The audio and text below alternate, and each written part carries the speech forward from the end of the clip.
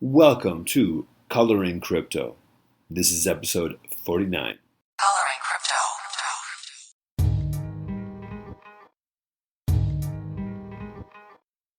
Crypto. What do you make of this phrase? Asynchronous messaging platform exchanging value for trust. Yeah. I mean, I think I could try to make sense of it.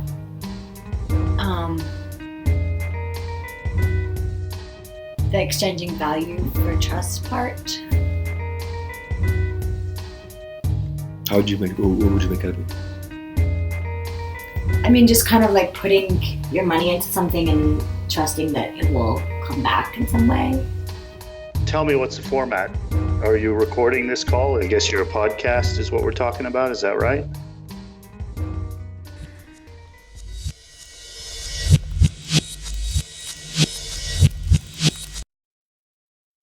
My name is Jed Grant. In case you're recording, people want to know who I am. And I came to Luxembourg many years ago. I've been a technologist most of my career. I came here in the 90s when NATO was looking for people who understood what is TCP/IP and how we could secure that and deploy it properly. And so I was hired and ended up as a civilian officer at NATO. Where'd you come from? I've been all over. I grew up in California, and I actually was living in Czechoslovakia prior to that, and then went back to the States for a little while. Security clearances and that kind of thing needed to be sorted out, and then I came back to Luxembourg to take up the position at NATO. I'd lived also in Switzerland and France before as well. So I've kind of lived around in Europe. Let's take a quick pause. I'm getting a lot of background chatter. I'm not sure if that's your end or if that's. No, let me. I'm gonna jump in a room. Hang on a second. Cool. So this should be better. Cool. So yeah, anyways, where was I? So yeah, I came to Europe a long time ago, on and off, been living in the States and Europe most of my career. Technology is a background, security, cryptography, cypherpunks. I'm one of that generation. I used to play with Mixmaster and OnPenetFi, which was the first anonymous remailing service on the internet. This kind of stuff back when that was really interesting to me. And as time went by, the internet sort of grew, and it became clear to me that the web went from this thing that was allowing us all to share information freely and openly to something that was being rapidly commercialized. Amazon came along, get big fast, and sort of dominate retail on the web, and then later came Facebook, and that's when I realized that we were being colonized digitally and started looking at how we could own our own information and be self-sovereign is the word that people are using today. Own yourself. It's a phrase. I get it immediately. It's actually not a phrase I've heard it described as, but explain what you mean by colonized. Well, Facebook quite simply has only one user, and that is Facebook. The rest of the people on Facebook are the used. So Facebook is inviting you into this walled garden and then colonizing all of that value. They're extracting all the value from your personal information and from the data that they can share by effectively becoming a surveillance overlord and looking at what you do and who you are, and they can predict all these things about you based on metadata that they collect, what you like and who you're connected to. They can determine if you're, straight, gay, or bisexual. They can figure all this out without you even telling them. And then they sell this type of information to advertisers. So that's the colonization that's happening. Facebook is extracting all the value online that they can from the social community that is our lives. And we shouldn't have to do that. We should own our data. We should own ourselves. That's the whole self-sovereign idea. And so I knew that was happening early on and started looking at ways to exchange value and exchange trust online back in the mid-2000s. And it was difficult to do then, but it was feasible with DHT and Kerberos and the PKI. All the technology was there. The building blocks were there. And of course, then when blockchain came on the scene, it made it easier to do that without a third party. So without a trust sort of witness system that I was developing before then. And then we could feasibly design a system to exchange information. So that's what Pure Mountain is actually, is a way of exchanging information that is very much like what Bitcoin does to value, Pure Mountain is doing to information. And it was still something that I was playing with, designing, and knew how to build. But until I had a client actually say, we want to use this, which was in Switzerland, actually. And in 2015, I started working with a client in Switzerland on KYC AML issues. This is a regulated financial institution. And in 2016, I proposed to them a classic KYC platform and API-driven solution. And then I said, and here's a visionary proposal if you're up for it. And they said, actually, that's what we really want to do. And that's sort of the validation that made me start investing and creating Pure Mountain. And we started, designing the spec and built the code up to where we are, filed the patent on the peer chain protocol in 2017. I had previously filed the architecture in 2015 with the Benelux IP office. So this is a project that's been going on for a long time in my head and became real, effectively in late 2015 when I first actually put it down on paper and made it real.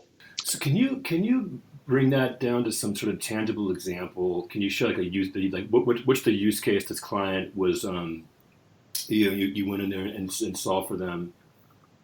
Yeah, for them it was about, they have all these regulatory requirements for KYC AML and managing their customer. KYC is a know your customer process, and AML is anti-money laundering.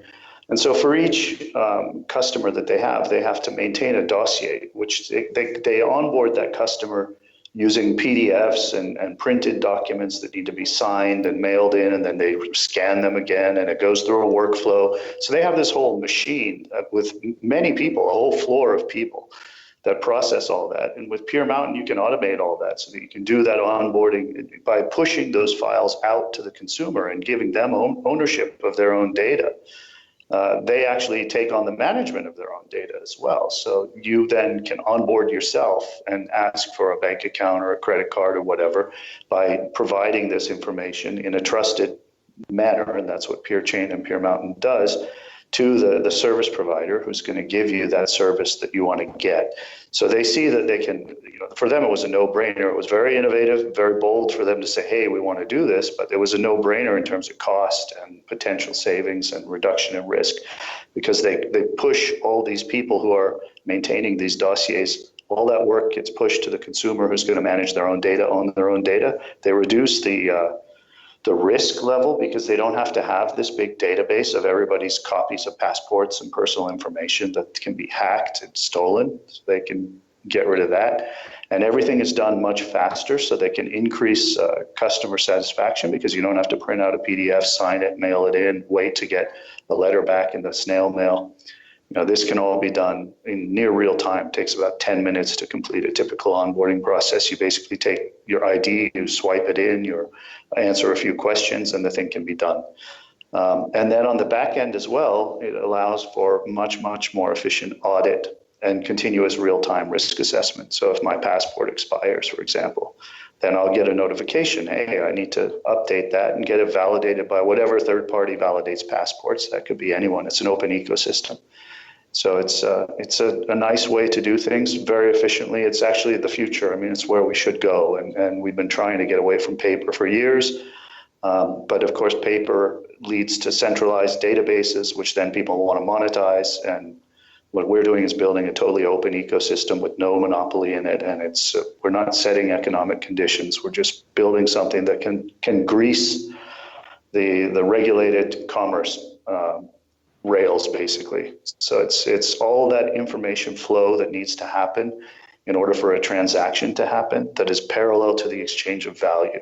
So it goes from alcohol and cigarettes. If I want to buy alcohol on a Pure Mountain enabled system, I could have a robot bartender, a vending machine, and I could just provide a zero knowledge proof that says I am old enough to buy this product.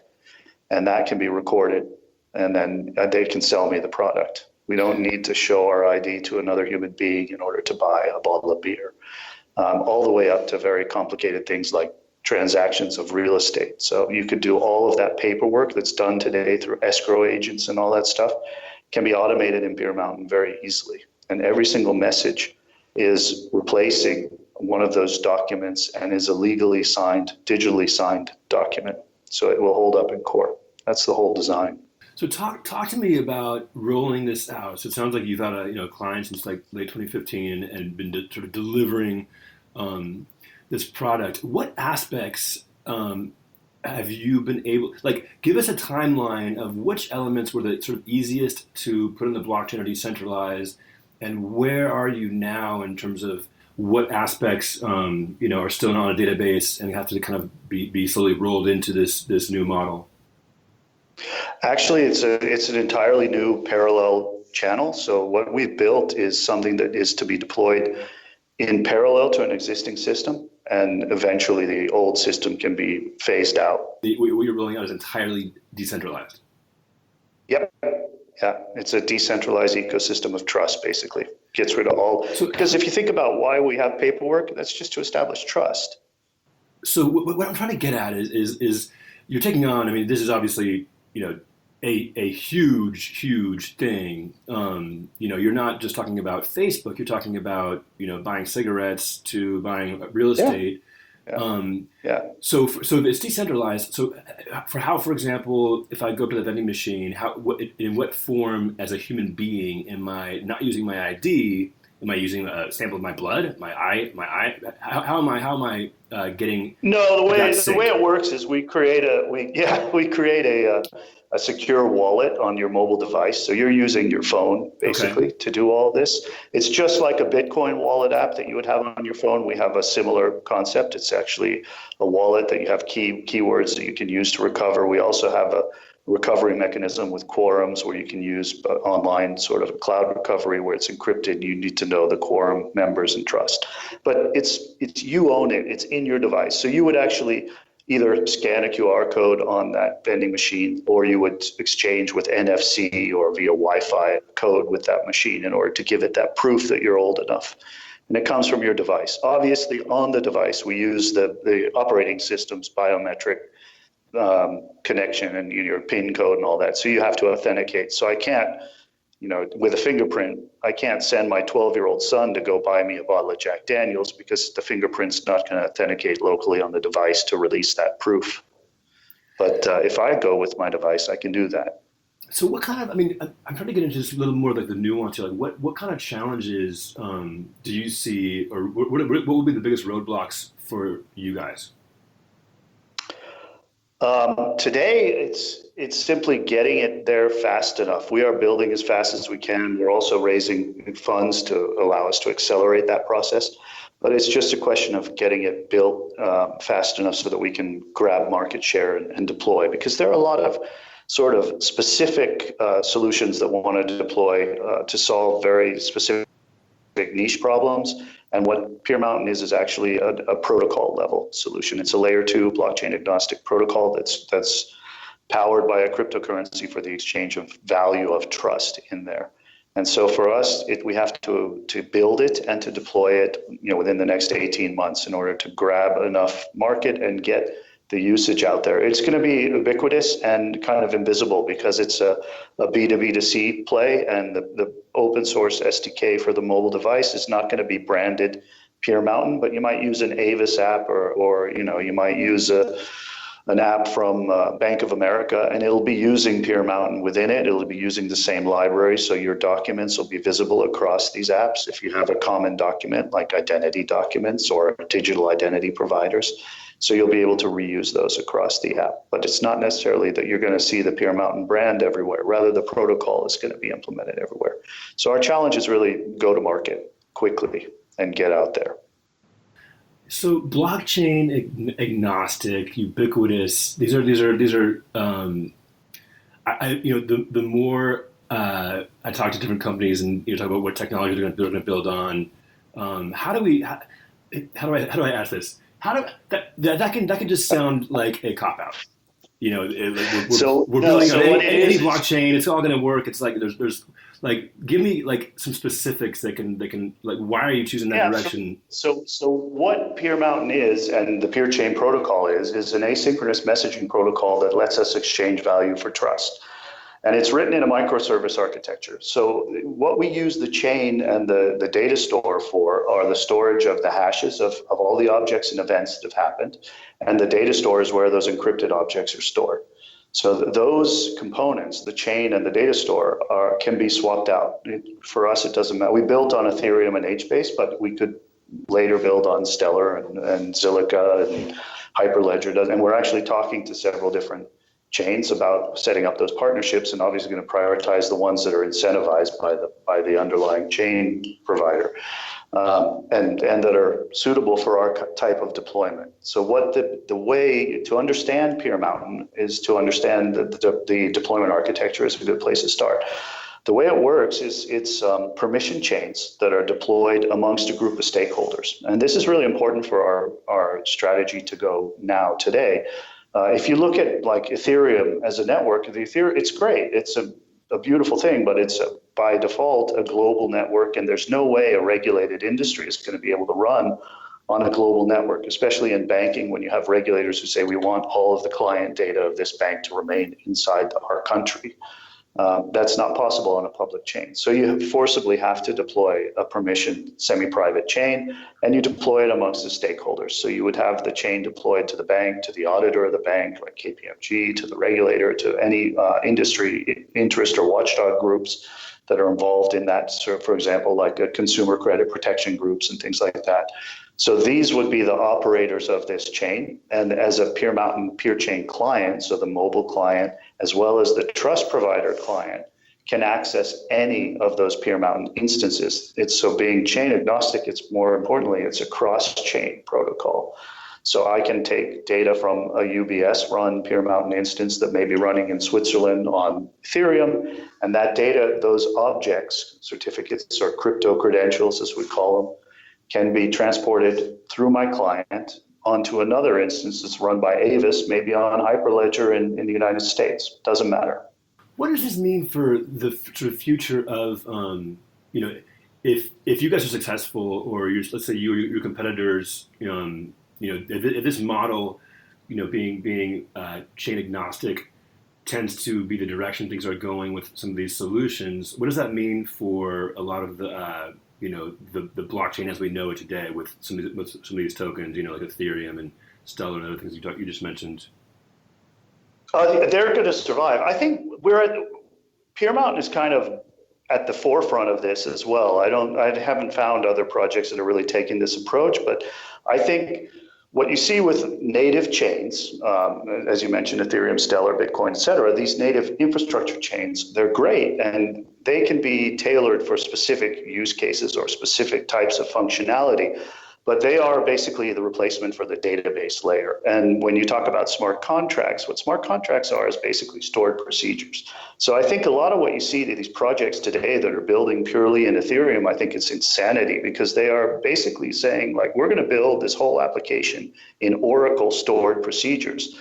And that's not necessarily the best architecture, because you get the scalability issues that we saw with CryptoKitties and all that kind of stuff. So I think that the next layer up, that's why I said we're a layer 2 protocol, the next layer above the chain, which can be cross-chain if it's done right, is where you're going to see a lot of the solutions deploying. And then you'll use the underlying chain that has the right characteristics for what you need, which is why Peer Mountain could be deployed in a mutualized instance across, say, all the hotels in a large country that are independently operated, and they would each run nodes, and that because hotels need to collect information of who stays there, for example, and that's required by law enforcement. So they would do that on a mutualized instance that may run on Ethereum with proof of work as the consensus mechanism, because those hotels don't necessarily trust each other.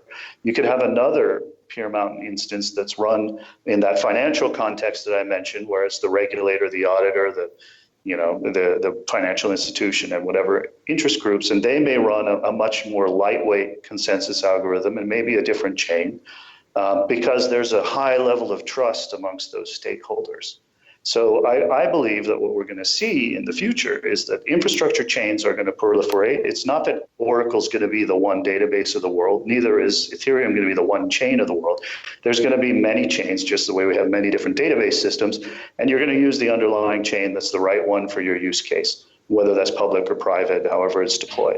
And then above that, you're going to see a wave that I think is going to come in the coming years of next layer up protocols that provide specific functionality to enable business use cases. The other thing about that architecture where we can deploy multiple instances and they all speak peer chain protocol is that we can get scalability. You know, if you have a instance that's running to provide a specific service, financial services in the United States, for example, for a financial group or even a consortium of different banks, and that starts to max out and you simply can't achieve the scalability you need, you can always split that into separate instances. So you could have one for consumer credit and one for insurance services, another one for credit cards. So you can actually deploy multiple parallel instances in order to achieve scalability.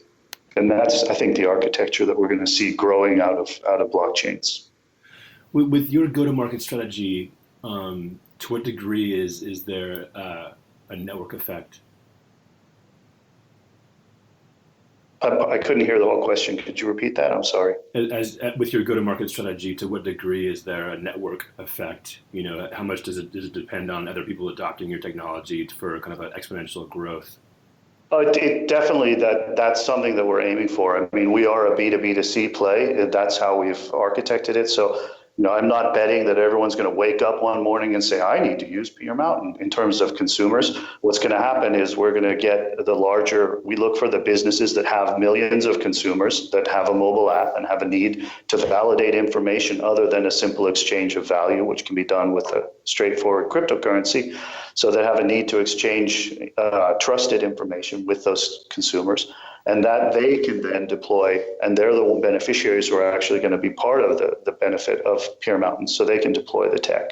And if we can achieve a reasonable market penetration in different environments with that across organizations that have consumer clients in common, the consumer is going to start to see the benefit of it very quickly. And these aren't huge percentages. I mean, if we can achieve 16 to 20% market penetration in a typical country, then we're going to that's sort of the tipping point. We've done some studies on that, and that'll be the tipping point of where we can then sort of become the standard for that area.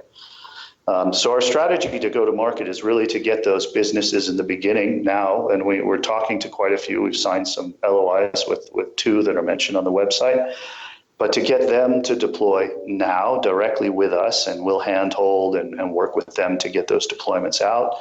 And then on the second phase of that is to get the technology into the hands of all the system integrators, the McKinseys, the Accentures, and all these kind of people that can then go to their corporate clients and say, hey guys, here's some tech that can save you a lot of money, make your customers happy, you know, and make make the world a better place, basically. And what's the sort of ideal roadmap or next year? If everything goes in a best case scenario, what does it look like for you guys, but also as it might touch, you know, the lives of consumers the next year or two? For us, the best case scenario is we'll have an up and running production environment actually being used in a real world case before the end of this year.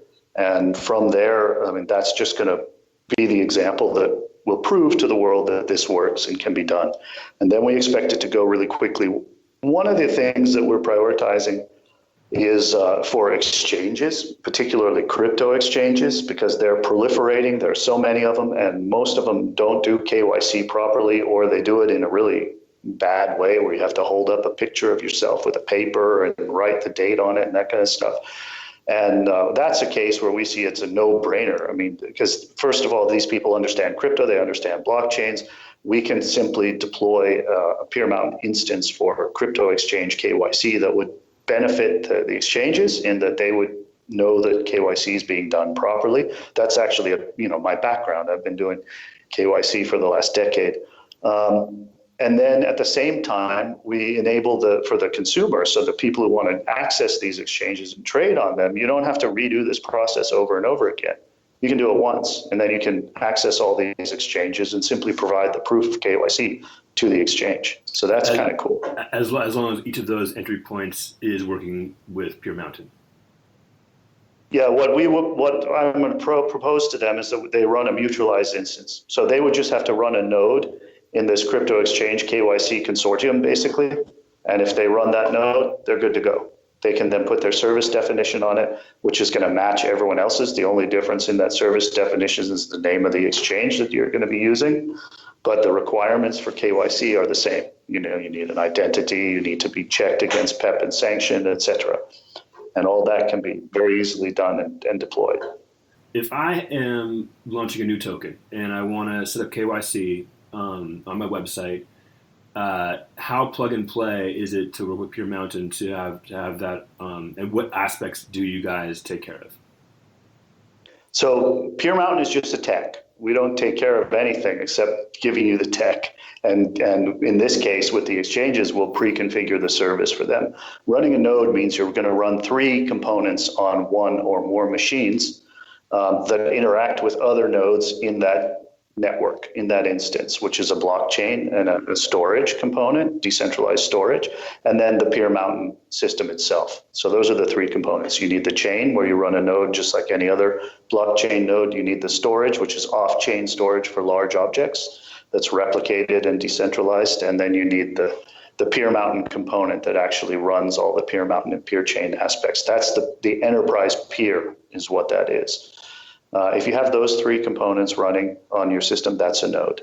For KYC, for example, I have another company, KYC3, that set up in 2014, and we provide a lot of KYC services for ICOs and token sales today.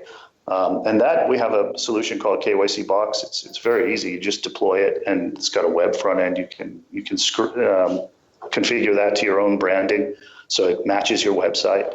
And then it just does the KYC process. So the upload of the document, the checking, the selfie, and face matching, and all that kind of stuff. So that's your classic KYC that KYC3 does. So if you're going to just launch a coin and you want simple KYC, I can sell you that right now. Not a problem.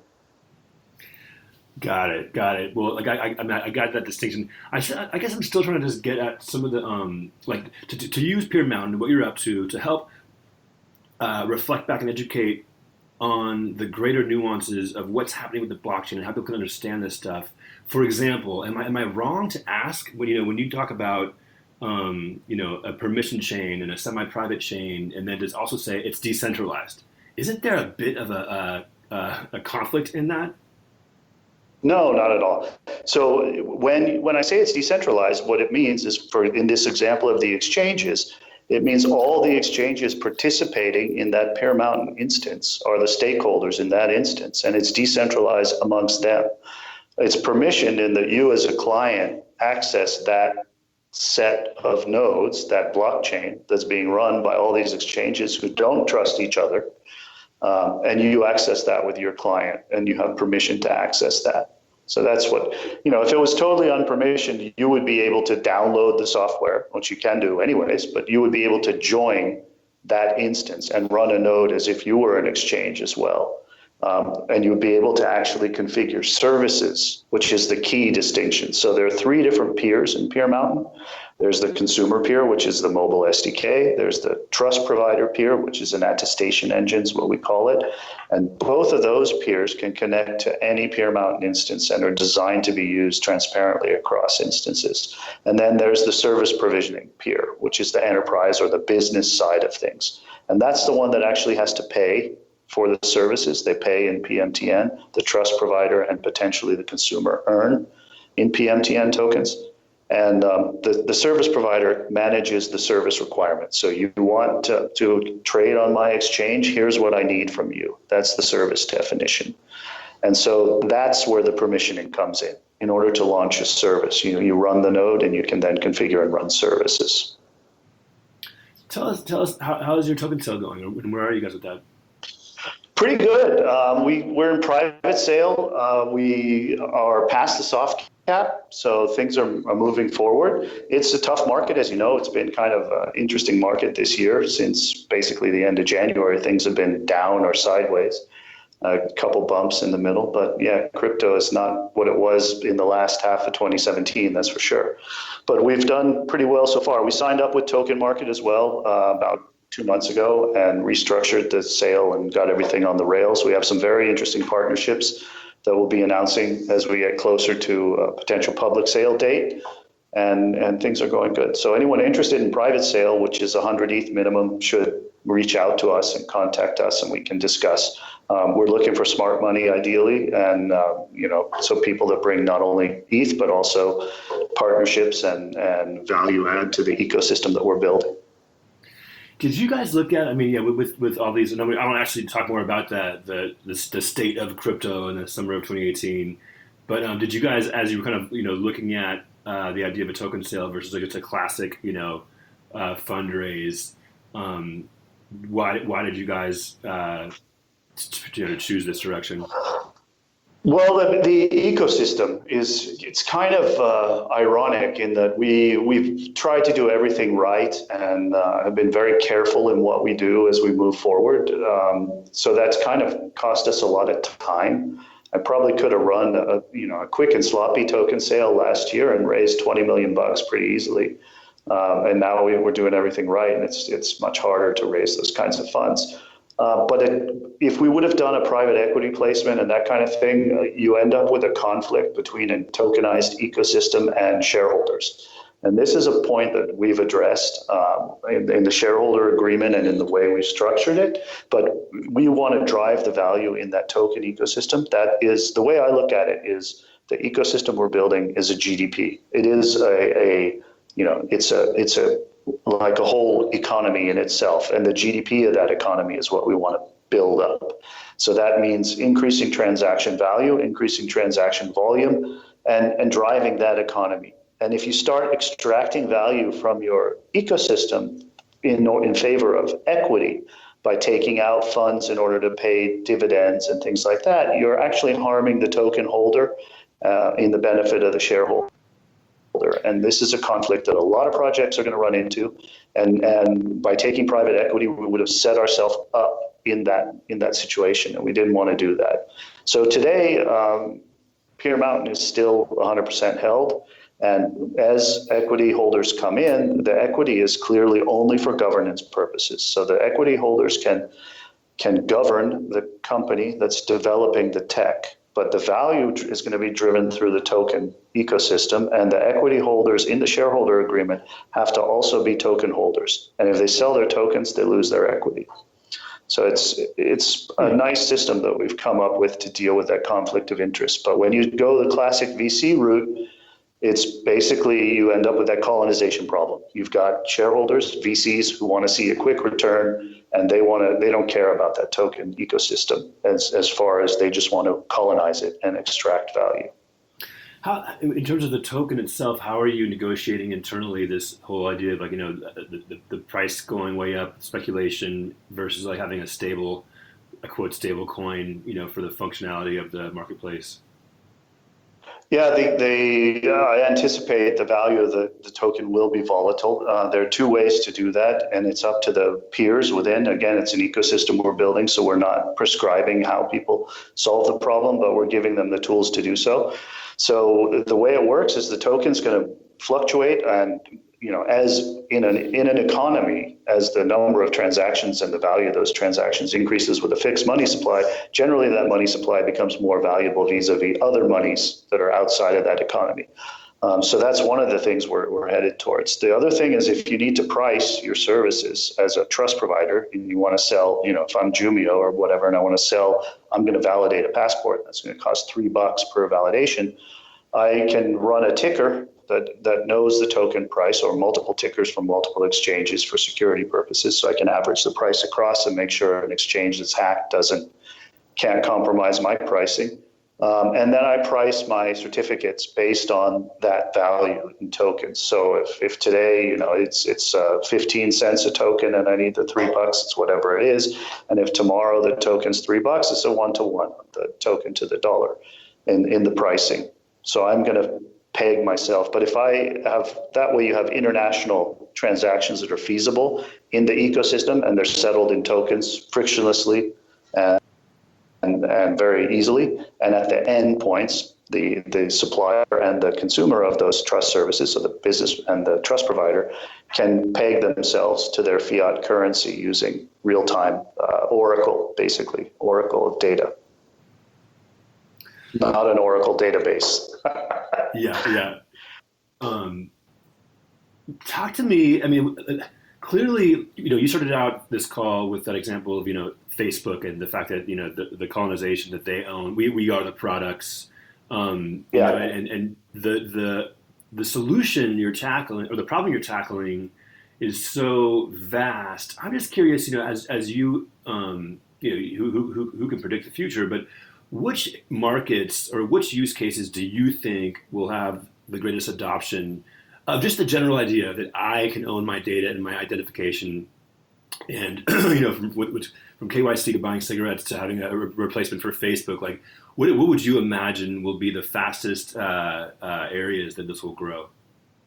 Financial services. That's why we're very active there. Financial services first. Second is travel and these kind of services where you need to share information for airplane tickets, hotels, that kind of stuff, because there's security requirements there. And then medical is one that's also very attractive, although it's tougher than the first two. But the lowest hanging fruit is in financial services, insurance, banking, this kind of thing, and facilitating access to those services through the exchange of information, real estate transactions, et cetera.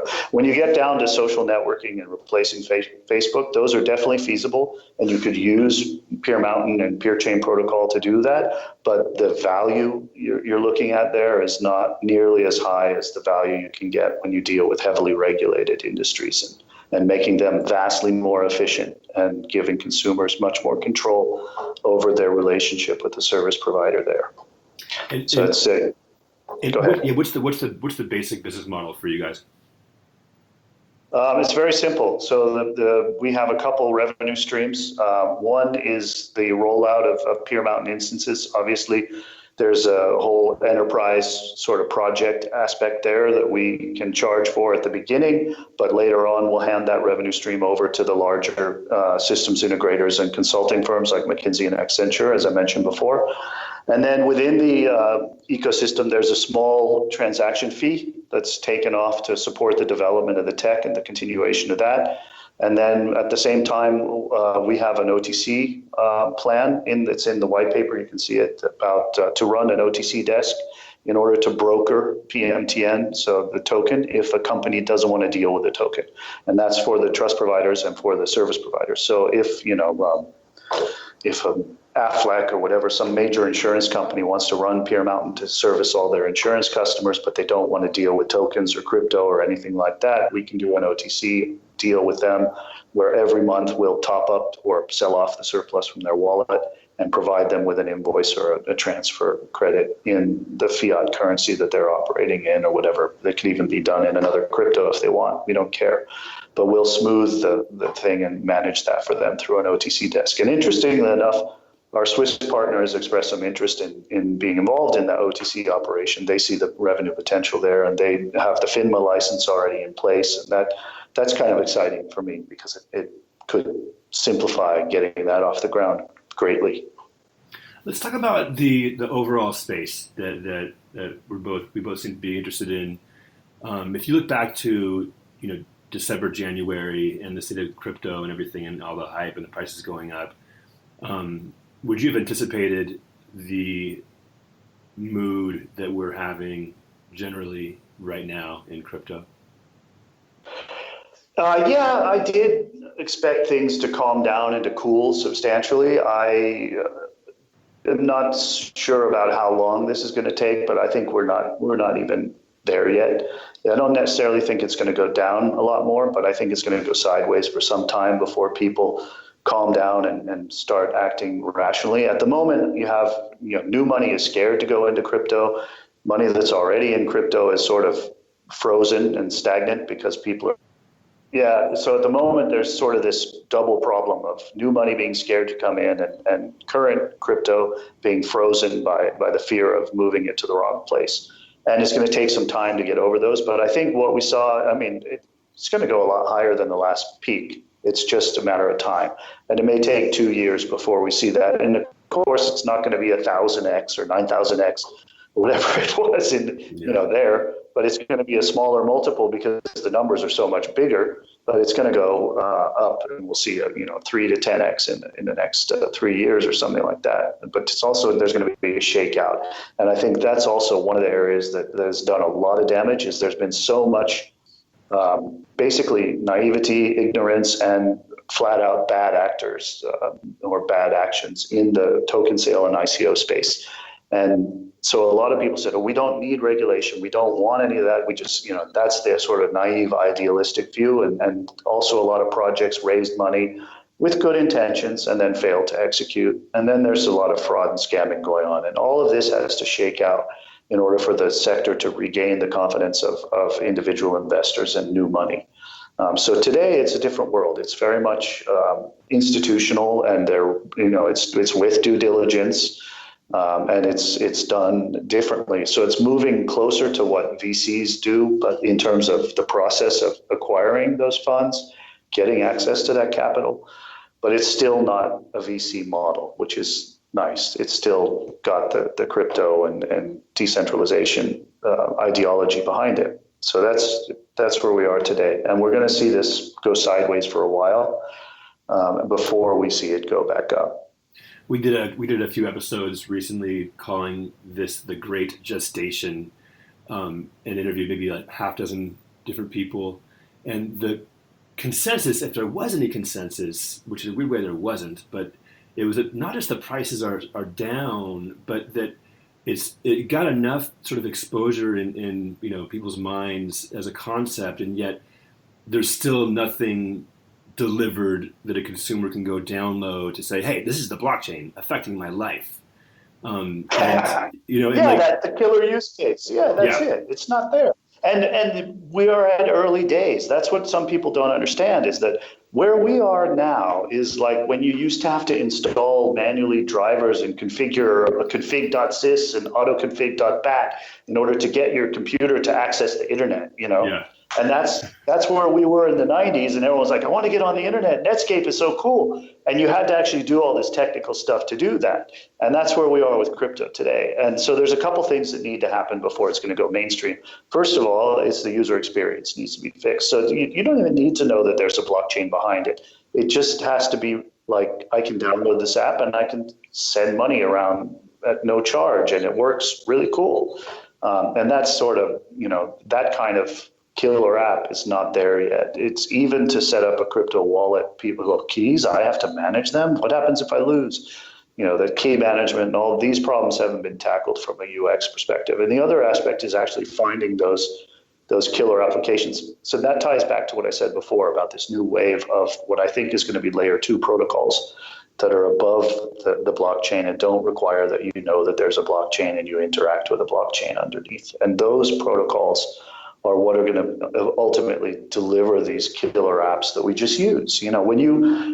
With Pure Mountain, one of the use cases I give as an example is you can just walk up to a rental car, scan a QR code on the dashboard of that car, swipe in your driver's license, swipe in your proof of residence, take a selfie, take a video walking around the car. All that's processed, in real time. And then you get the key as an NFC in your phone, you get in the car and you drive away. The first car rental company that has that user experience is going to blow the others out of the water. That's such a competitive advantage, and people are just going to want to use it. And that's the kind of killer app that we need to get deployed. And that's why I said we got to go fast, because we can do that. We're there. Pure Mountain can do that. I just need to finish building it to the point where we've got it at a production level where we can reliably roll it out in a reasonably big pilot for such a company. Well, that's kind of similar to what one of the guests was saying, that there's not going to be a Netscape moment where it's like the killer app happens. It's all going to be on the back end. The implementations will kind of be seamless and invisible. And, he told me I was, way too focused on the retail aspect of this. If you were, let's say, like with that in mind, with your technology in mind and the solutions that may happen with the blockchain and chain agnostic coins and everything. If you were coming into this technology fresh and were just interested in, what part of the industry, let's say you're coming out of college and you're just like, I want to get into this new exciting technology. What areas do you think will be that's the fastest growing, the most educational, the most interesting? If you weren't doing what you're doing, what would you be interested in? If I wasn't building Peer Mountain, Yeah. I would still be working with blockchain. There's no doubt about that. and crypto. You know what I'd be doing? Given the last year of what I've observed, I would be doing something much less ambitious and much much simpler and more stupid, so that Crypto your average Joe would just go, yeah, exactly, something like that. Yeah, tokenizing. Remember, we used to be able to buy pieces of the moon or stars, and you get a paper certificate that says you own this square meter of the moon. You just tokenize that, put it on a chain, and sell it on a website. Like sell the stars. Yeah. Yeah, exactly. Why haven't we seen more CryptoKitties knockoffs? It's not a good idea. It basically broke. It was novel enough that it broke Ethereum for a couple of weeks there, but it wasn't. You could do crypto doggies or crypto dinos or whatever, but there's no. I think the value of the novelty is all that there was, and there's no value in anything beyond that. So it's not worth spending time on. So you're not predicting a resurgence of CryptoKitty prices across the world? No, I'm not. And I think those VCs who put $12 million into CryptoKitties after the fact are probably the dumbest money around. I don't know who they are, and I feel sorry for them because I don't think they're gonna recoup that. What do you see as some things that might happen sooner than we expected, or what are some what's your kind of look out into the blockchain crypto future? I think that there are a couple things that we're going to see that people are not thinking about, and they're off-chain activities that are going to affect the blockchain world. I think there's going to be a wave of lawsuits like the ones we saw coming now against Ripple about securities issues, and I know Ripple managed to get the XRP classified as a currency in the U.S. recently. At least there was some judgment on that, but they still have 3 lawsuits against them. Alleging shareholder privileges for XRP holders. I think EOS is going to get sued. That's pretty obvious that EOS is lined up for a lawsuit there as well.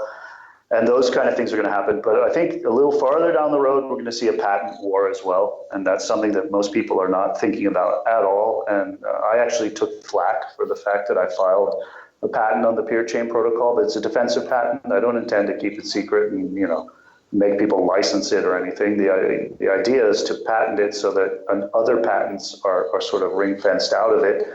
And ultimately that patent also can be recognized as having some value and given to the Apache Foundation or the IETF or some body that can make that a standard and steward the future of the peer chain protocol.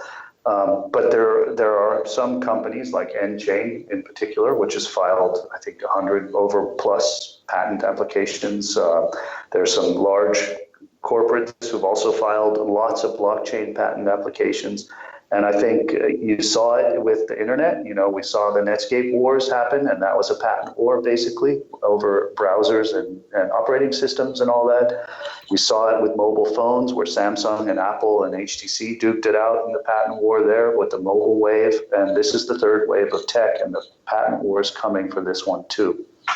So these are things that people are going to have to be aware of, and people that are just totally open source and putting everything out there saying, here it is with no copyright, no protection, nothing, some very successful projects might be shut down by courts. And that's a pity that'll happen. Had you filed patents before? No, actually I hadn't. I'm just curious. I never saw the need. What your experience was in terms of I know even with software and just the digital space entirely, there's sort of a certain path you go to filing a patent, and I'm curious what your legal team advise in terms of the blockchain, or if there was any kind of like template of like here's the new classic thing that you've got to make sure you file when you're doing a blockchain patent, or if there's any No, I hired a patent attorney here in Luxembourg who's guiding the process and doing it on an international level, starting with the Luxembourg and European patents and then moving to WIPO and from there on out. So it's through there's a patent treaty organization that it goes through. So it's a classic tech patent process, nothing specific to blockchain. Cool, got it. The broad question is, how do you separate the signal from the noise in this space? But specifically, how do you keep yourself abreast of what's happening in this space? I don't have specific sites or people that I follow other than the obvious thought leaders that are there, which the names we all know, and then the basic news sites as well. But I tend to find that I get the best information by attending events and conferences and networking directly with people, whether that be online or face-to-face, although I really like face-to-face networking. So I do attend a lot of events and talk to people and gather their thoughts. And I try to seek out the people who really are thought leaders in those venues and engage them directly and aggressively into deep conversation. And that's where I learn the most. So I find that the internet is full of noise and garbage to the point where a lot of times you just don't want to look at it because it's too much effort to separate the wheat from the chaff. And what have you got going on the rest of the summer? I'm currently working on an Asia trip. I was supposed to go this week, but I put it off, and I'm looking at how I can maximize the value of that trip. So I need to set up a roadshow. I've got some partners in Seoul, Tokyo, Hong Kong, Singapore, Bangkok, and who want to meet me and are ready to set up some events. But we've got to firm that up before I jump on a plane and commit to spend 2 to 3 weeks over there. I also have a very interesting project out of Manila that I would probably tag onto that trip. There's a bunch of guys working on some really interesting stuff with the different governmental bodies in the Philippines to streamline their government processes. Have you read that book, what is it, Cryptonomicon, I think, by Neal Stephenson? I have. I could be getting that wrong. There's the whole Philippines thing, in that book. That was a good book. I like Neal Stephenson. I also read, William Gibson, Bruce Sterling. Those are authors that I like a lot. One of the most amazing books Bruce Sterling wrote is Islands in the Net, which came out in like 1989, and I read it back then. And it basically, a lot of things he predicted in that book came true, like drone assassinations and the way the net is, and then data havens in sort of tax-free places becoming data havens. I mean, I was in the Bahamas just a couple of weeks ago. I was invited by the Prime Minister to come to their first Bahamas blockchain and cryptocurrency conference, and it was a really weird, surreal conference. It was pretty cool, but it's clear they have jurisdictional advantage is what they're after, and they want to use Freeport, which is a tax-free zone in what is a tax haven country, to sort of build a crypto paradise in the Caribbean. And of course, they're in direct competition with Barbados and Jamaica and these other little jurisdictions that want to do the same thing. How would you describe the attendees at that event? It was interesting. You had there were 4 different classes of attendee there, sort of. There were the crypto blockchain people that came from other countries like myself, a lot of whom had some kind of connection to the Bahamas at some point in their life as well, and I didn't. But they were sort of the professionals. There were the government people from the Bahamas themselves who were there basically to absorb, learn, network, and guide. And, the Prime Minister opened the event himself. And then there were sort of this small group of Bahamian crypto whales who sort of came out of the closet at that event. And to the point where the Minister of State actually got up on stage and said, I had no idea we had so many crypto millionaires in the Bahamas, and they're all in this room today. And it was amazing to see these. These were guys who had, been mining Bitcoin since the early days and on their little place, the shack in the Bahamas, wherever they live. And lo and behold, today they're worth, 7-figure, 8-figure sums. And then the last was the most interesting and weirdest, surreal bit of it, was that they, 2 days before the event, they said all Bahamian residents can attend the event for free. They put that out on their Facebook page. So basically the back half of the room, like 100 plus people, was like these Bahamian retirees who came to learn what a blockchain is. Huh. And they were hilarious. I mean, they clapped hard after every speaker, and they were really, yeah, they were there to learn. It was pretty cool. It was an interesting event, to say the least. I thought you were going to say when it was the locals that it was a bunch of like kids coming who were going to get plugged into like the future tech. Oh, there was that too. Yeah. There was that too. They actually, but that was organized by the government. The government actually brought in like all the valedictorian high school kids, right, and had them actually at one point stand up and say how they were into learning about crypto and blockchain, et cetera, et cetera. And the government announced that they're going to offer free programs in education in tech, but they're so far behind in some areas that, I mean, they're like offering free Python programming classes and stuff like that just to get people up to basics. Fascinating. And are you going to be connected to that group in like the next year, sort of to see what happens? Yeah, indeed. I actually I met with the Minister of State in parallel during that conference, and I discussed their regulatory position and what they're working on. They're working on a regulatory framework that's very crypto friendly, and it was supposed to be announced at the conference, but he wasn't able to do that because it wasn't ready yet. So I actually owe him some thoughts and papers on a couple points there that I have to send to him in the next couple weeks. So yeah, I think I will be connected to them.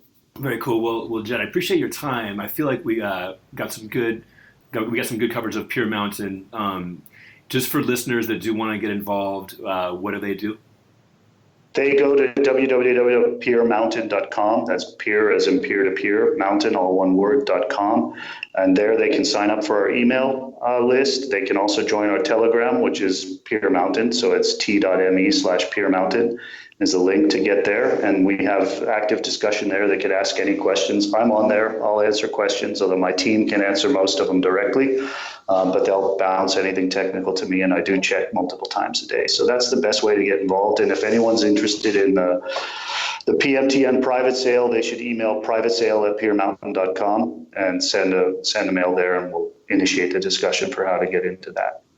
Right on. Well, I hope to be in touch, man. I feel like we covered a lot of stuff, but there's definitely some areas that we could dig more into at a later date. But good luck with everything, and thanks again for being on. Thanks for having me on. I'd be happy to dig into it later, Gabe. Good to talk to you again soon. That was Jed Grant. And hey, one of the things I'm most really curious about is what question would you ask during the course of these interviews? Because I'm just following my intuition. I'm trying to get at something that would be curious to me and hoping it will be curious to you. But I really want to know. Hit me on Twitter, at Gabe Colors, GABECOLORS, and let me know what better question should I ask. All right, let's go on. Coming up soon, episode 50 of Coloring Crypto, brought to you by our sponsors at. Yeah.